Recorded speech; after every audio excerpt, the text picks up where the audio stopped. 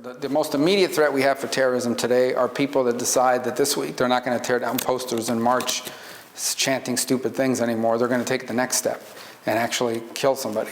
You know, whether it's a public official, whether it's a Jew, whether it's attacking a synagogue, that's the threat. Somebody that would be inspired by these events to take violent action. When you're in the streets chanting things like Intifada and, you know, from the river to the sea, what you're basically calling for is attacking and killing Jews. So that's the most immediate threat. That doesn't mean that there aren't terrorist actors around the world that wouldn't love to carry out a spectacular attack in the United States. But I think the most immediate threat, and the one that I worry about the most, is that these events and their rhetoric inspires these groups to go out and do something in the United States. So that's a big threat. You know, and then you've got people, I mean, this is a country right now where if you wind up at the border of the United States, you're probably going to be able to come in pretty easily.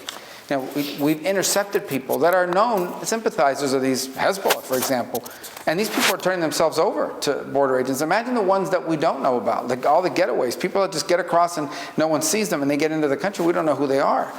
And then, you know, we've just had a massive influx of people coming to this country, some of whom perhaps brought with them some of these preconceived ideas about that part of the world. Just because you want to live in America doesn't mean you don't sympathize with Hamas. Just because you want to live in America doesn't mean you're pro-Western.